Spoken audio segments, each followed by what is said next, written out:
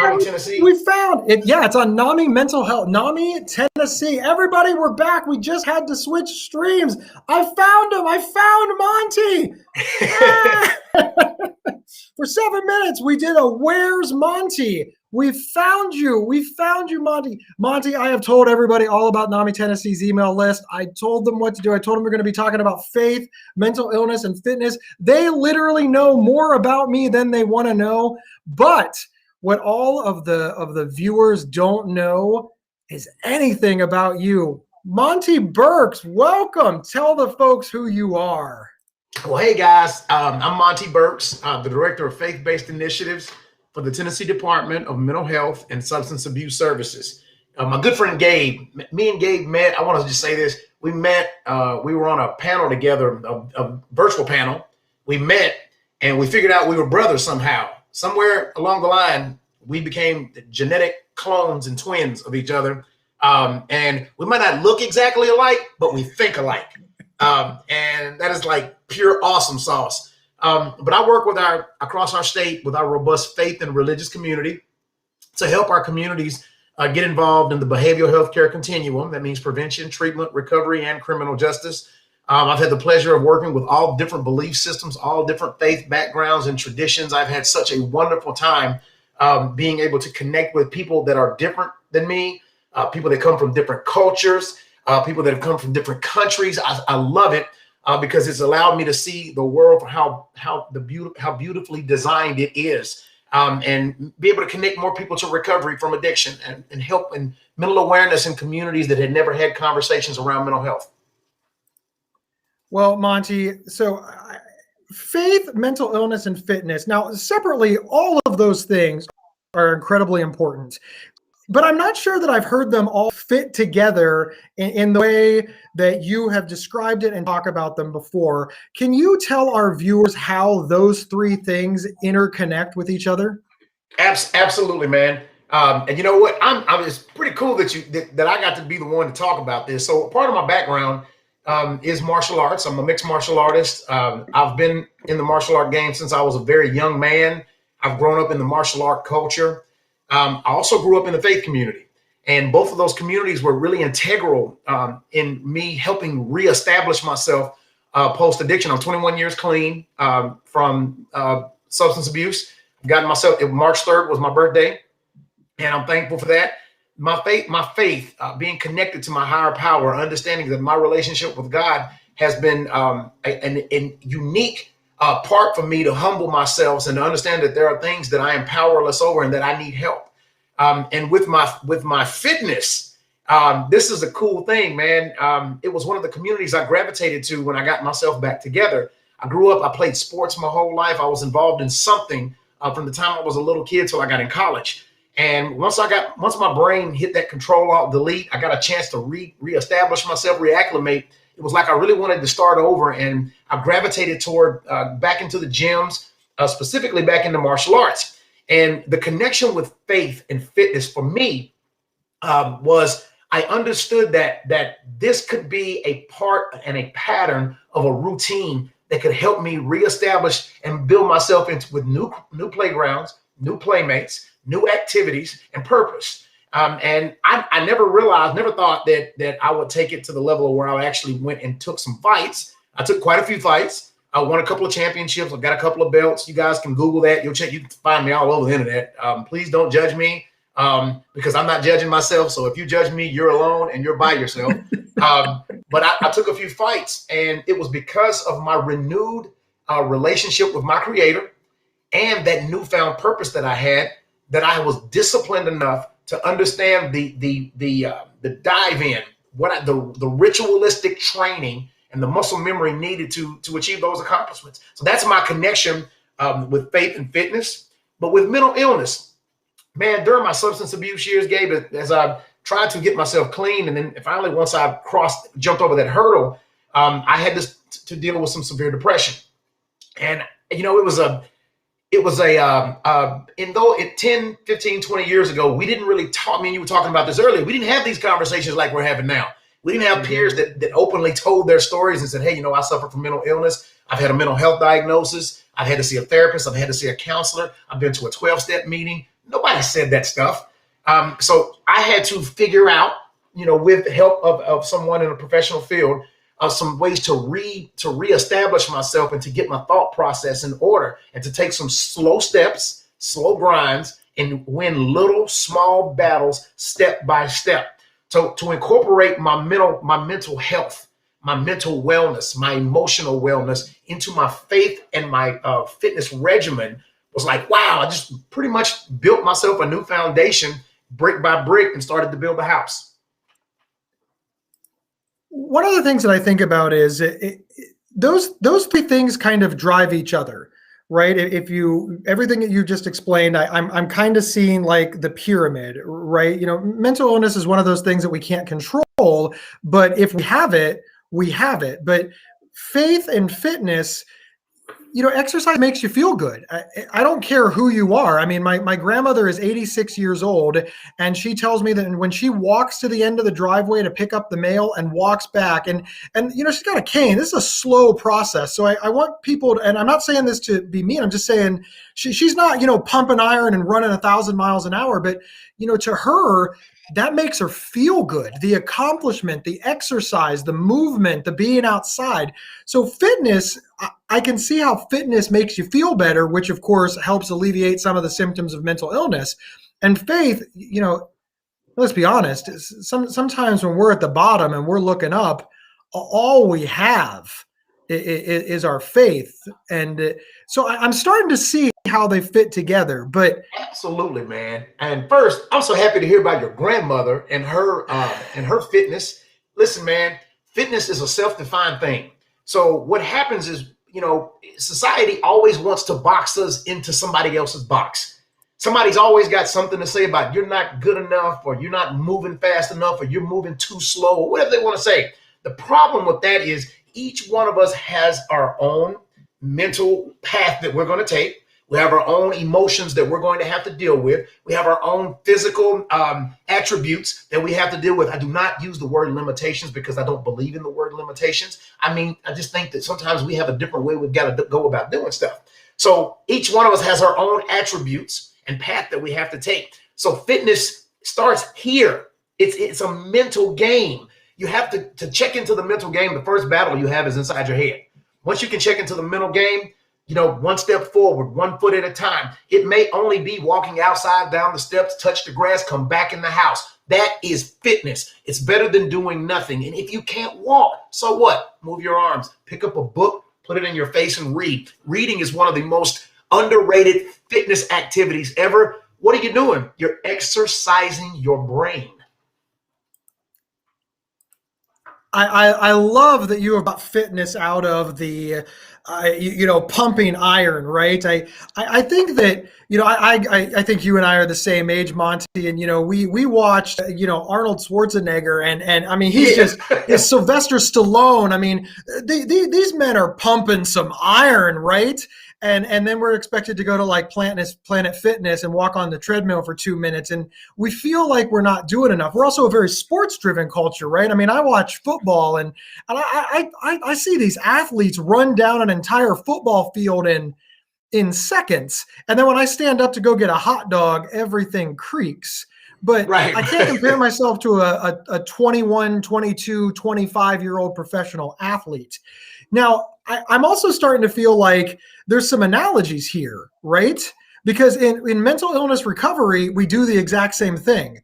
We're at the beginning of our journey and we compare ourselves to somebody who's 5 years in, 10 years in. Somebody who's newly diagnosed can't compare themselves to a Monty Burks or a Gabe Howard because they got to compare themselves to where we were 10, 15, 20 years ago. Yes, man. Is this what you're saying? And if you're not, just be like, no, Gabe, yeah, you're nuts. It's okay. I've heard it before. Oh, absolutely. I've heard it too, Gabe. People, we fall into the spirit of comparison unintentionally because we've been taught to do that.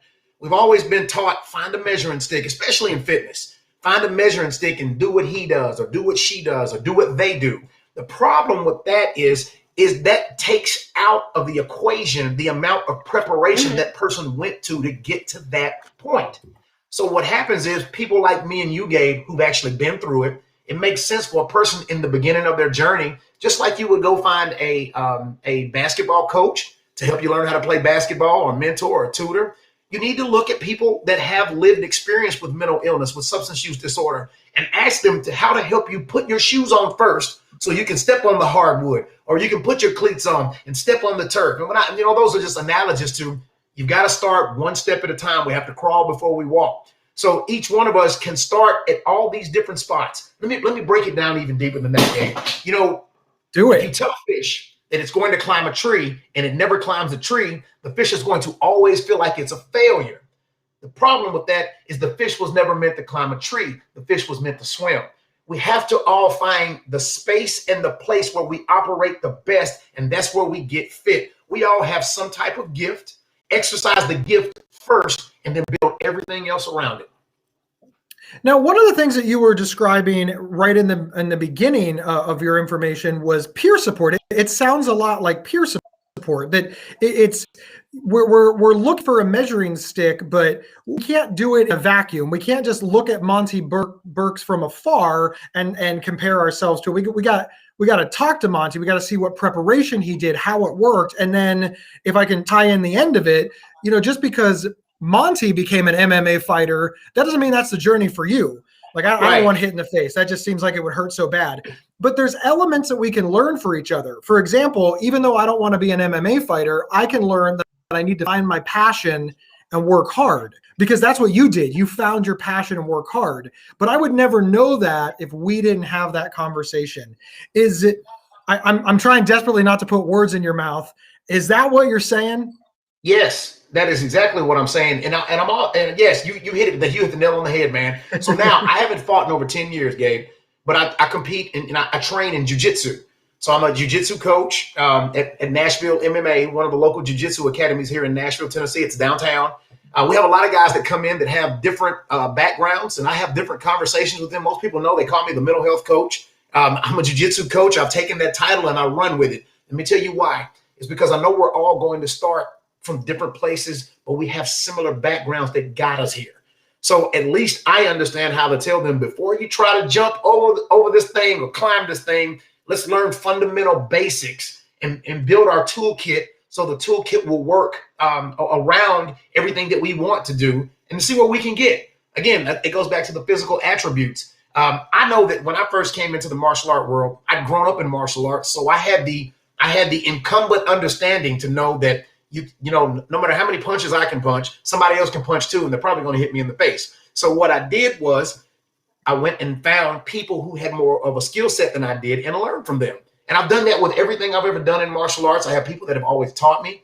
And then what I do now in my altruistic zeal in my 40s, I go back and give to every single person that I get an opportunity. You can ask anybody this, man. Every single person that asks me to help them or need some work when they're working on their fight game, their jiu-jitsu game, or even they need mental health or substance abuse conversations, I'll give them all of that, because if you talk to me, even though we may start on martial arts, I usually always end on mental health. That's just how I am. And the reason I do that, Gabe, I ask every single person I talk to, how is your mental health? Because nobody asked me when I needed them to, man. Back in the day, nobody asked me when I needed them to. It's because they didn't know any better. So, again, that's also a part of fitness, because I'm lifting a different type of weight. By asking that question, I'm actually lifting something and removing it. People know then that they can connect to me and talk to me. And maybe we can have a whole different kind of conversation before we go into the working out, and maybe find out why they're working out. I can get to be part of the why conversation. So let's shift gears ever so slightly, and let's talk about how faith connects into it, because some people hear, well, you've got to have faith, and they think, well, that means do nothing. Just have faith that it's all going to work out, and we can't impact the outcome. We'll just have faith that it'll work out. And that's not the message that we're getting out there, right? Can you talk on that for a while? Because we don't want anybody to hear, just sit at home and hope for the best. We want to be proactive, but have faith that we can do it. Scriptural reference, faith without works is dead. Okay. And just about every major religion in this world, it requires footsteps, some type of work. To have faith in yourself, to be able to accomplish something with your fitness, you're going to have to believe that you can do, and you're going to have to get up and go. That's just, that's in my own personal space. I pray, I meditate, and then I train.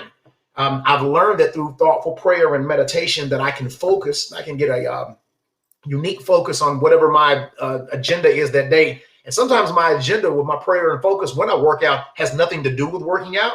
It's simply me clearing my head, clearing space, removing things that have attached themselves to me over a couple of days. We're all like a snowball rolling downhill. So we're the sum of whatever happened to us in the last 24, 48, 72 hours. Sometimes that stuff doesn't need to cling to us. So when people talk about, well, I'm just going to have faith, I'm going to sit here. Faith in sitting here is not helping your legs move. It's not helping your arms move. It's not helping your brain work. We have to get up and move and do something. Having faith also means getting up and doing something with that faith. Believing in yourself means you can do great things.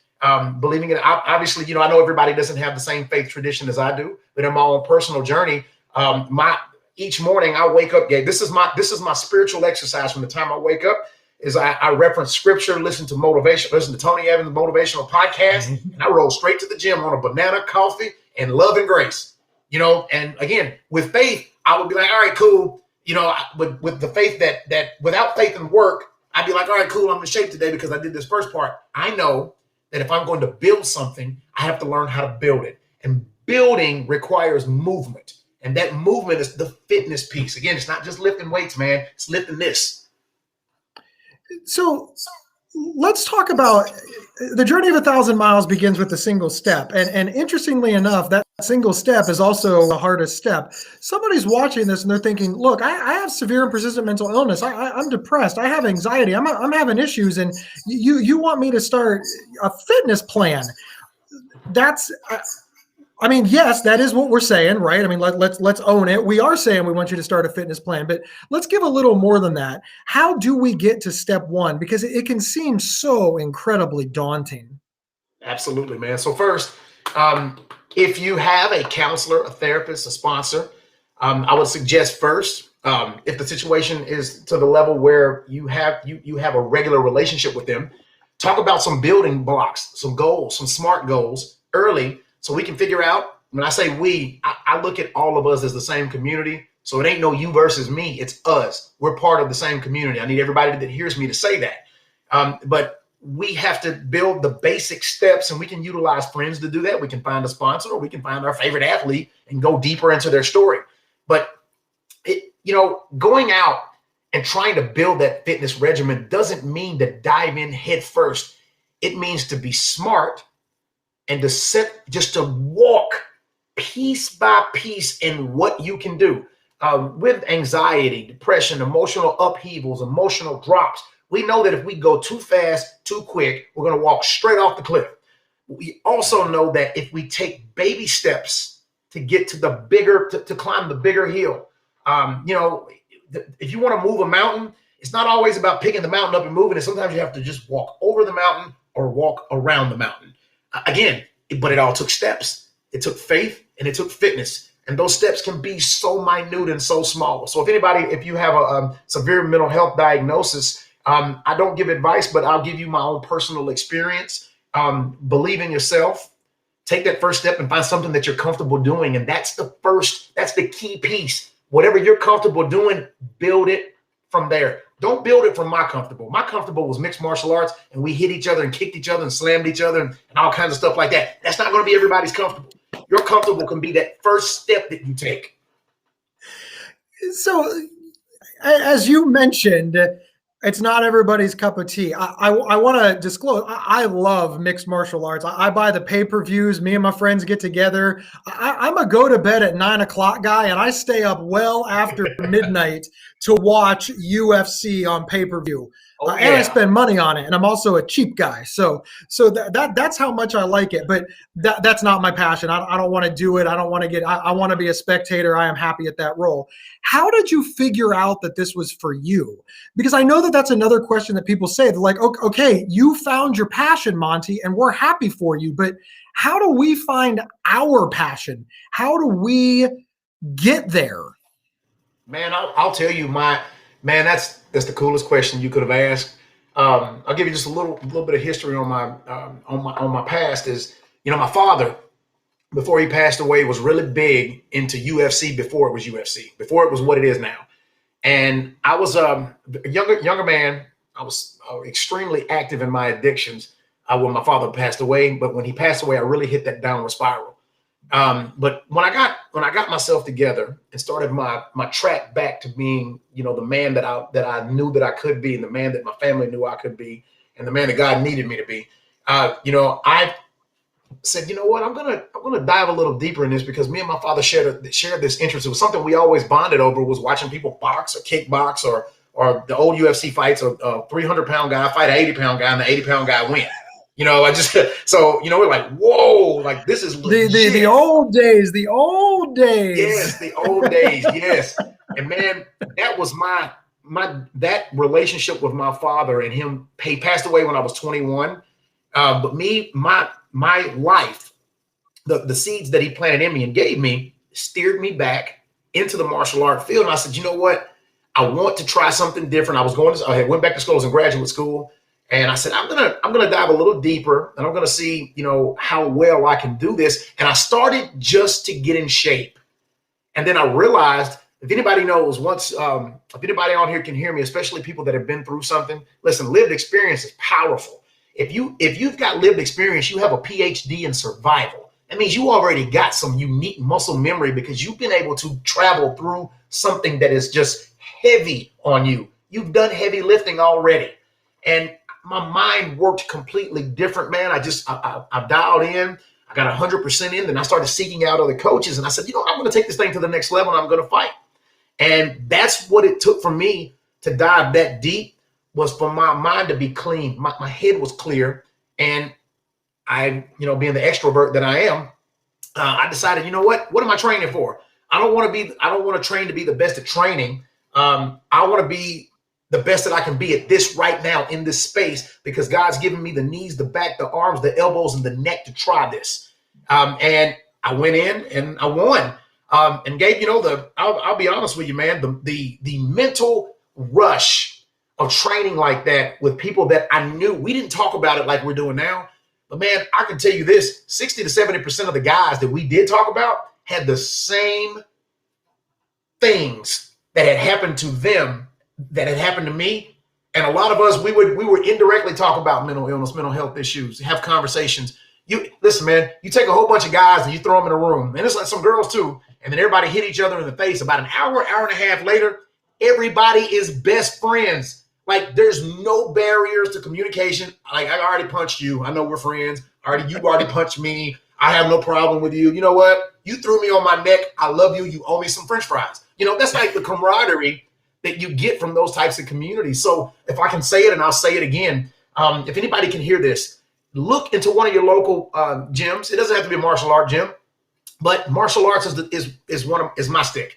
Boxing, kickboxing, jiu-jitsu, judo, Muay Thai, yoga, all of these things, CrossFit, all of these different things give you an opportunity to reset and focus. Number one is because you have to focus on you, because they're all individual, they're team sports, but you have to be individual enough to learn how to do your side of it. Two is there is community in all of them. A lot of people are different, man. I'll tell you what, Gabe, no matter what social climate, no matter where we are politically, you go into a martial arts studio, you're going to meet people that are on every side of the aisle from every community, and 90% of them can beat you up at some point. Maybe not today, they might beat you up tomorrow. Somebody's always going to get your number no matter what level you're at.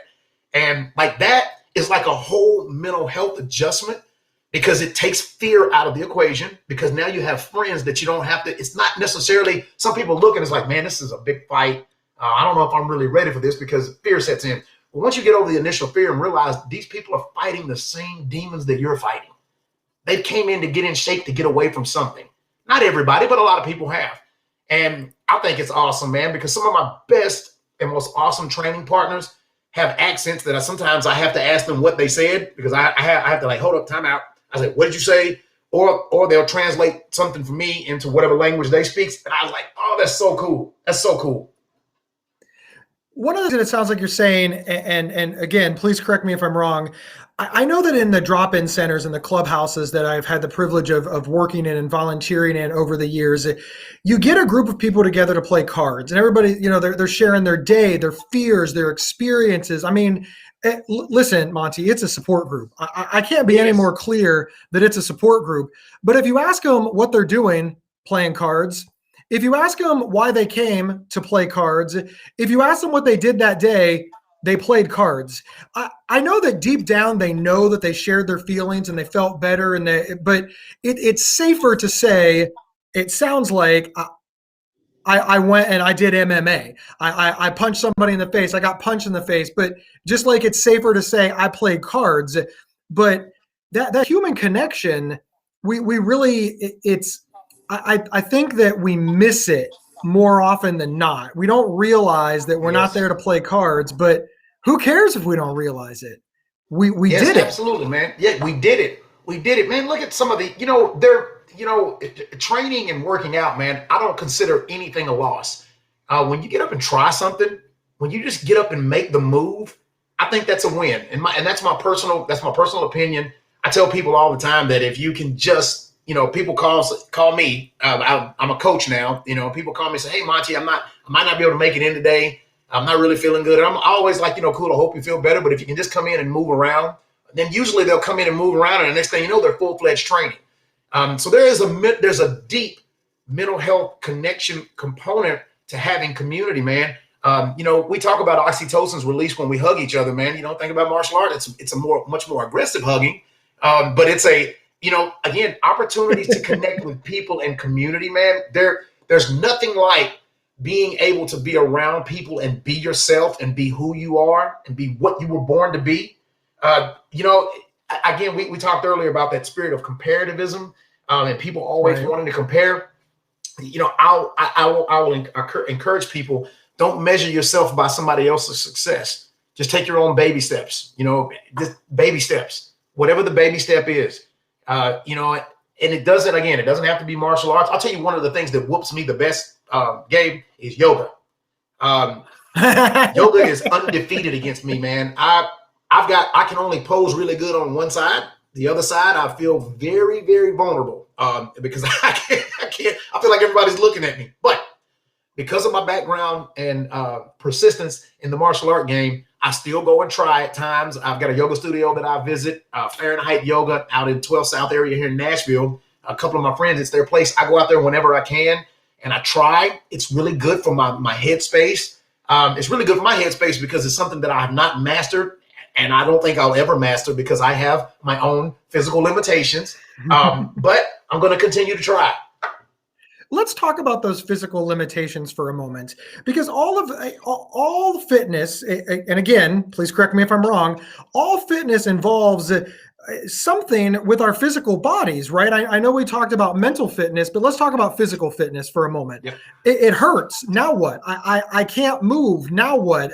Standing up. I mean, just some of us have physical limits. How do we get fitness? Man, so that's a good question. So fitness is in the eye of the beholder. Everybody's not going to be able to lift weights. Everybody's not going to be able to run. Everybody's not going to even be able to walk. Some people still have, there are certain attributes that they don't have.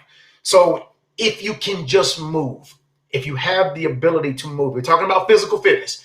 If you have the ability to move, find something that helps you move more and build yourself from there. I've got friends of mine that have, different things that have happened to them during our years, during our addictions, where they can't function as well in certain sports. They don't play basketball anymore, but what they do is they walk every day. They put their headphones on and they listen to podcasts, and they've increased their walking time from 30 minutes to an hour and a half to an hour and 45 minutes. It says 30 minutes a day is you can walk 30 minutes a day, 7 days a week. If you can't walk and you're in, you have something that, like, you're in a wheelchair or you have some type of walking accessible device, walk with it. Take a friend with you and let them help you carry it. And if neither one of those work for you, there are still a wealth of other exercises. And I'll tell you what I will do, Gabe. If anybody can hear, all you got to do is shoot me an email. And I'll shoot you some exercises. I'll get some to you. And if I can, I'll come and work out with you. I have no problem with that. Listen, every time I'm able to help somebody, the domino effect means that they're going to be able to help somebody else. So sometimes it just takes, somebody to just kind of pull you over a little bit, pull you kind of over that first hump. So that's what we talk about. You said, how can we get it? We're going to get it by standing up and taking that first step forward, babe. And it goes right back to faith. Pick up your mat and walk. Pick up your mat and walk. If you pick up your mat and walk, you can take that first step, then you can take that second. Picking up your mat and walk doesn't necessarily always mean standing on your feet, man. It might mean just opening up a book and reading about the exercises that you can do. It could be just breathing exercises, neck exercises, all kinds of arm exercises inside of your house. Each one of these can promote health, wellness, and longevity of your life. And it's, Gabe, it's something that's, I don't know if you know this or not. I'm a 2.5 time heart attack survivor. Really? Yes, I am. I had a heart attack 4 years ago. My first, I had a massive coronary artery issue. It was genetics. I was in really good shape. I survived a heart attack. Had a stent inserted. I had a minor heart attack again in a training exercise. I was training I was in a competition, and then I had a January 26th of 2020, right before COVID hit. I had my second full heart attack, and my stent had collapsed. I have not stopped training at all. Period. Through that. My doctor told me that if I hadn't been training, that I wouldn't have survived any of them. He said if I had not been training, there was no way I would have survived any of those heart attacks. So when I tell you that I will help anybody find an exercise routine or something, email me, holler at me. If I can't do it, I'll connect you to somebody that can. I am a peer recovery specialist, which means I'm supposed to know what resources are in the community so I can shoot them over your way so you can find your own path, and whatever that path may be. Monty, that is awesome. I put your email, as you see me pointing at, Monty's email is right there. It is a sincere offer, I know, because I have emailed him questions and he has answered. And you're right, peer supporters, man, that's our job. That's 80% of it right there, is just connecting people to awesome resources. So thank you so much. All right, we got a question from the audience as it pertains to faith, and I think it's a pretty good one. The question is, my church doesn't understand mental health. Can you help? And I'm assuming that the can you help, can you offer, you interpret the question any way that you want, Monty. So here's my answer to that. Yes, absolutely.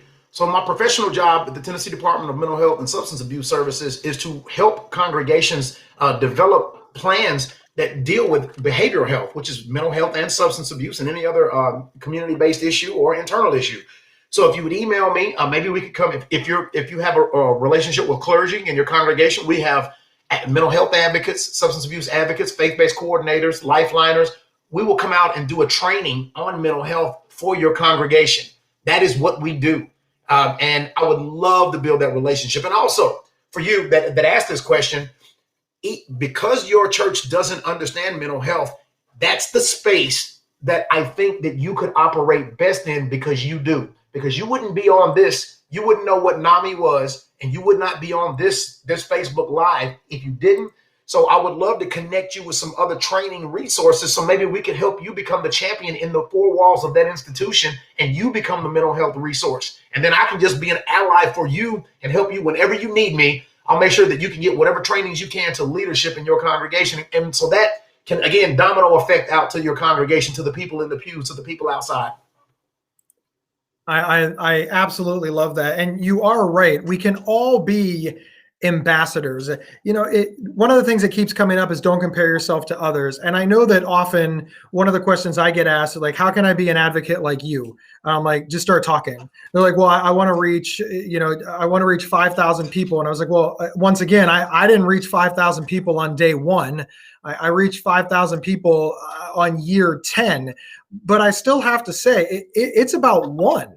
I mean, that's really one of the rules of peer support, right? You're not trying to help everybody. You're trying to help the person that you're talking to and the person in front of you. So if you have a congregation that's iffy, that doesn't understand, if your church is worried about something, you have an opportunity to politely, respectfully, and professionally, enlighten them to our way of thinking. And if you're in Tennessee and you need backup, you got Monty, who is an MMA fighter. Former.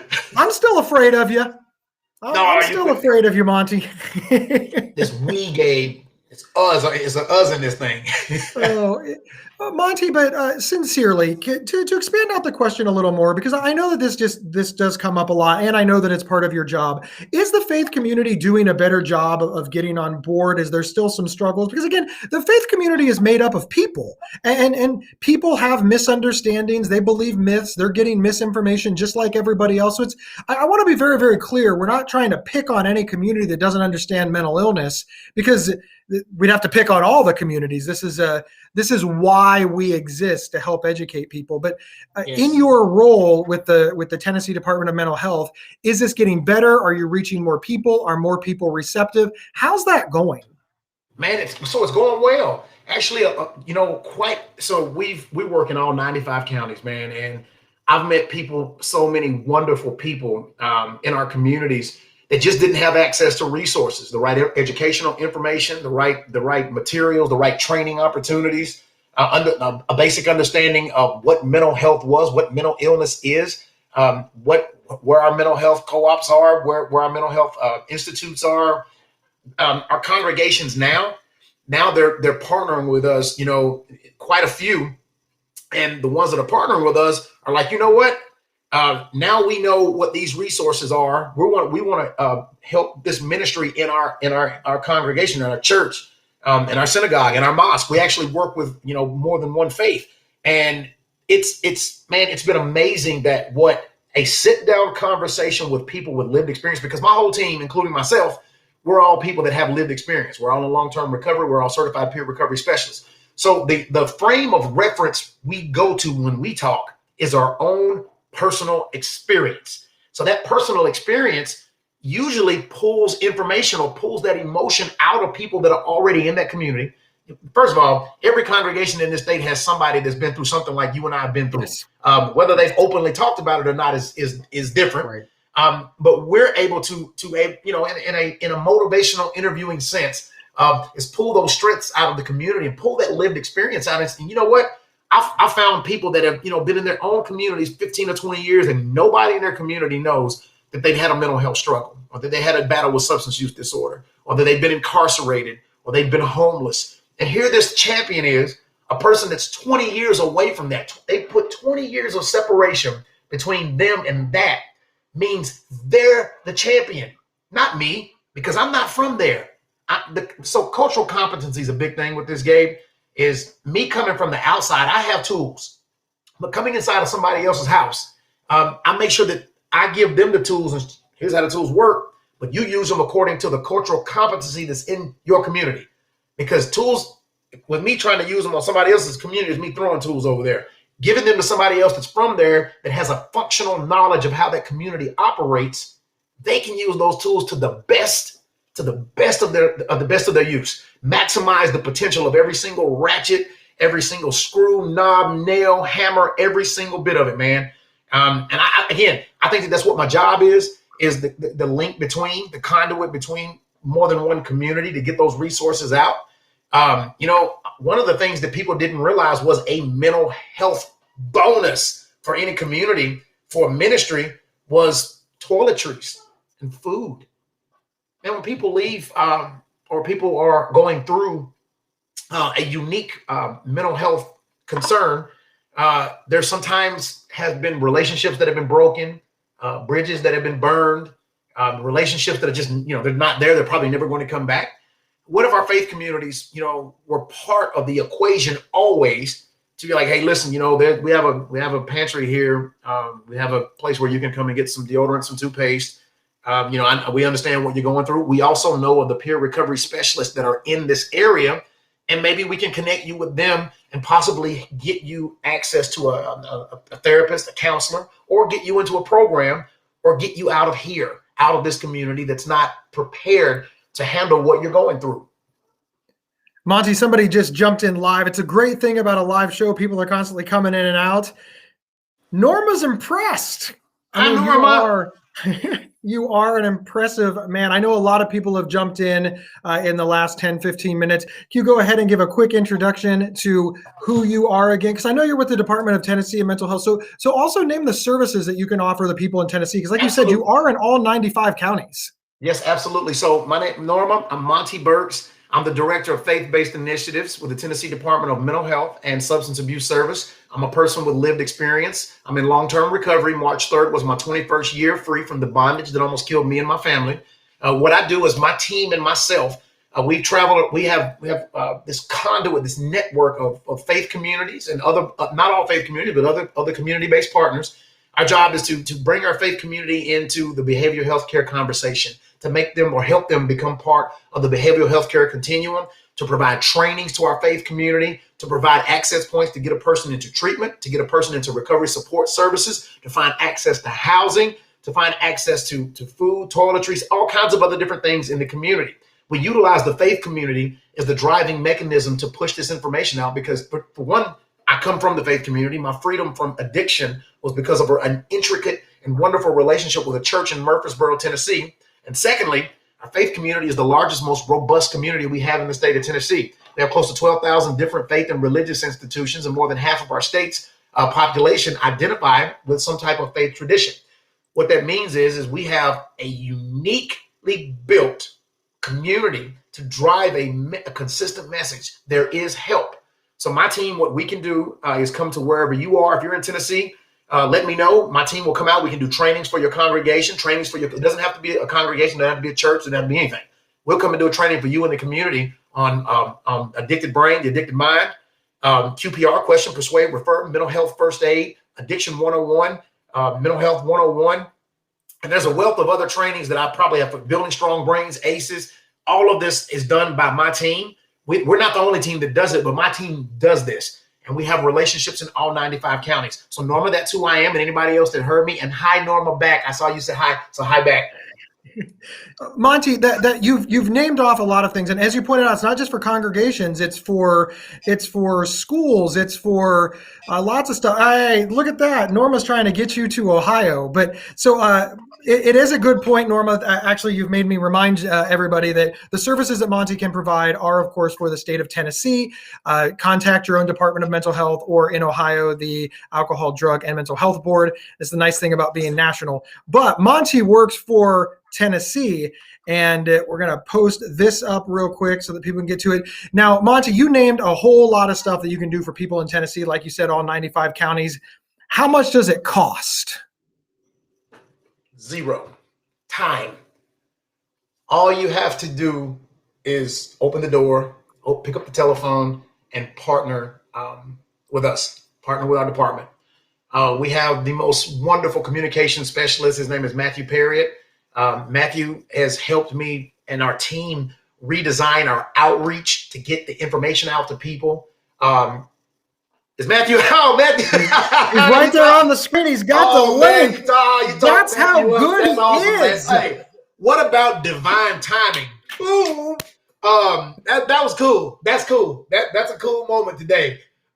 Matthew has helped us to get our information out, to be able to do we have online stuff. You go to that web link, you can go look up our faith-based coordinators and our Project Lifeline coordinators, and they will all dive deep into how to get into the trainings, how we can bring the trainings to you, how you can log in. Norma, there's still some information on our state website, even though you're in Ohio. You can still go to that web link and look. There are some online trainings that you can take that are not going to cost you anything. To anybody listening that wants to be part of this initiative, our faith-based initiatives, just join. Holler at us. I say holler. I'm country as cornbread. So I'll say y'all 4,000 or 5,000 times while we talk. But guess what? That's who I am. That's me. That's my own personal space. But please join us, work with us, partner with us somehow. Access to services can start with you. If you are on this call, you know that there are services out there. If you're on this meeting right now, on this Facebook Live, you know that there are some things for people to get to. But a lot of people are not part of this community. They don't have a functional understanding, functional definitions of mental health and substance abuse. They have no idea how to translate the two communities, but you do. So get involved in some kind of training, become the advocate, become the champion, become the person that reaches back to the person that's still struggling and help pull them forward, because every time you pull them forward, they can pull 3 more people forward too.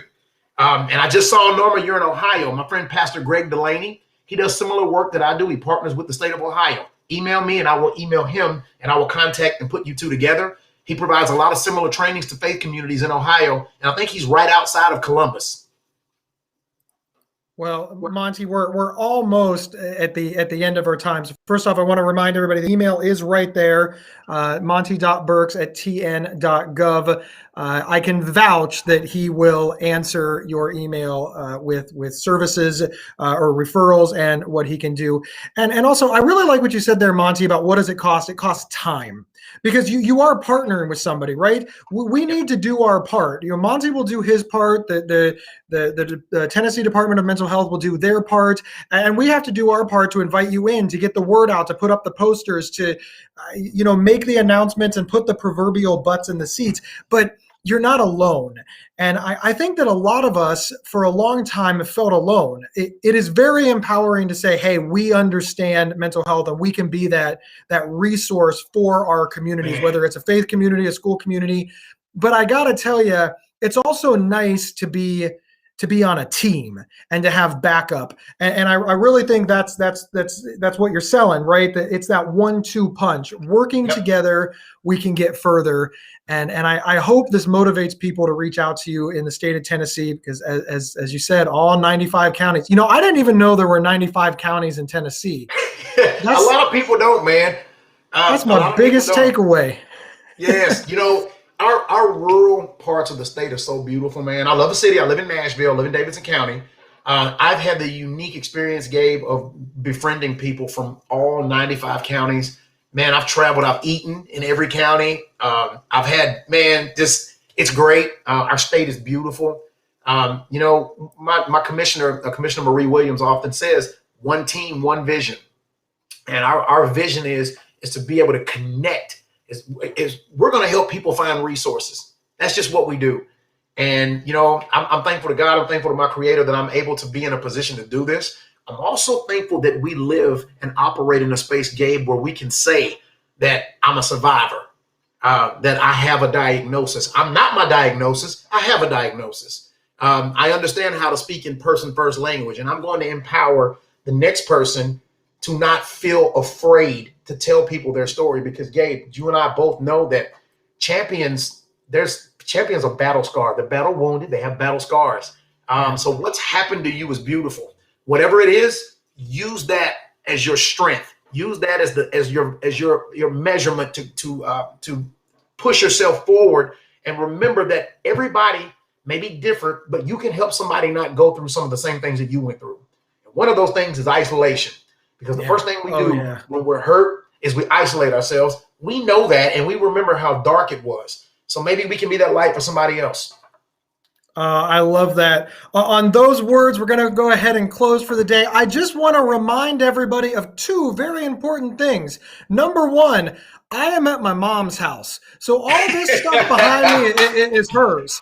I don't want anybody to think that this is how Gabe decorates his home. When I pointed that out to Monty pre-show, what did you say? You said this kind of decoration comes with a resume. And what's that resume? It's a seasoned person that can cook. That's the only person that's going to have that kind of wallpaper.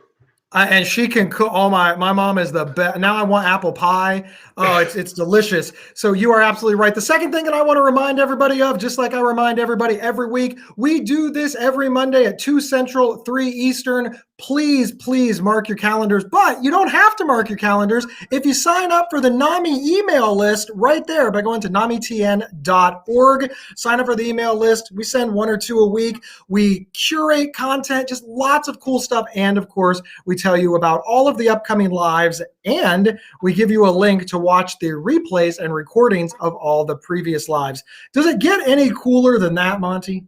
No, it does not get any cooler than that. This right here is cool. This online environment. I'm so glad that I got to come back on here, man. Anytime you guys need me, I'd love to come back, Gabe. You're a diamond out there. Thank you for what you do, and thank you for your voice.